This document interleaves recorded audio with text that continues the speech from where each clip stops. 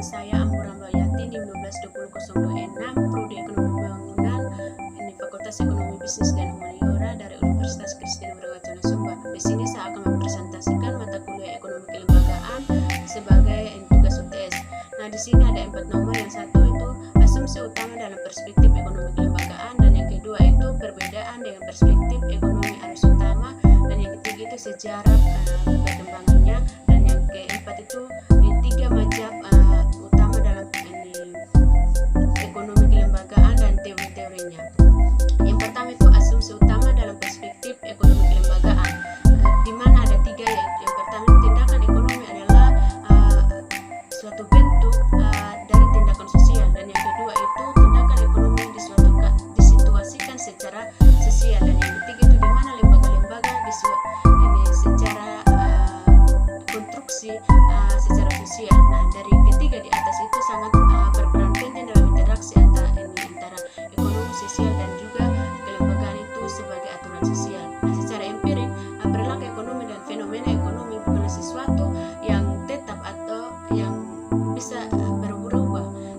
Di sini contohnya itu handphone di mana dulu masyarakat itu atau orang menggunakan HP Evercross, tapi dengan perubahan zaman masyarakat lebih mengenal yang namanya HP Vivo yang dengan perubahan zaman. Dan yang ketiga, teori dalam ekonomi berkembang dengan perubahan yang terjadi. Contohnya itu di ekonomi, di dalam ekonomi ketika teknologi informasi itu berkembang pesat, di mana teori-teori itu ekonomi harus mengakomodasikan perubahan yang terjadi, seperti bagaimana internet itu mempengaruhi model bisnis, konsumsi dan distribusi. Dan yang ketiga itu bukan fenomena yang harus mengikuti informasi, tetapi ekonomi yang harus mengikuti paradigma, di mana paradigma ilmu pengetahuan yang harus menyesuaikan dari fenomena dan realitas yang terjadi. Contohnya itu perubahan iklim, dan yang kedua itu perbedaan dan perspektif ekonomi arus utama, di mana perspektif ekonomi arus utama atau konvensional itu dan kelembagaan terletak pada satu definisi perilaku ekonomi atau tindakan ekonomi atau hambatan ekonomi pada hubungan antara ekonomi dan masyarakat dengan tujuan analisis untuk menerapkan metode penelitian. Nah, perilaku ekonomi konvensional itu adalah individu atau yang menitik beratkan pada utilitarisme. Perilaku ekonomi adalah individu yang bebas nilai, sedangkan ekonomi kelembagaan itu ekonomi adalah individu yang masyarakat dan kelembagaannya pelaku ekonomi ditempatkan sebagai konstruksi.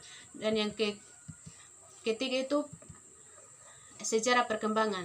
Munculnya pertama kali pada tahun 1919 dalam W. Hamilton pada The American Economic. Asumsi lembaga berperan signifikan dalam kehidupan sosial masyarakat atau hubungan antara lembaga dan kerja ekonomi. Gagasan utama kegiatan ekonomi sebagai salah satu disiplin sosial yang harus memperhitungkan kelembagaan dan juga mempelajari sebagai aspek yang bersifat endogen.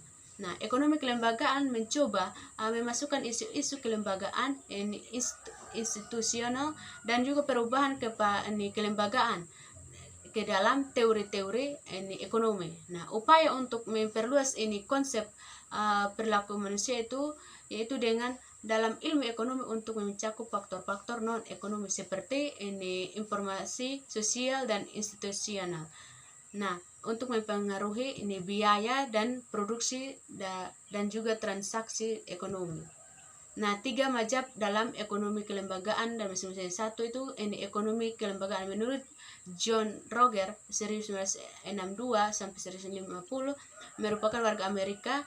Nah, di mana ada sumber daya.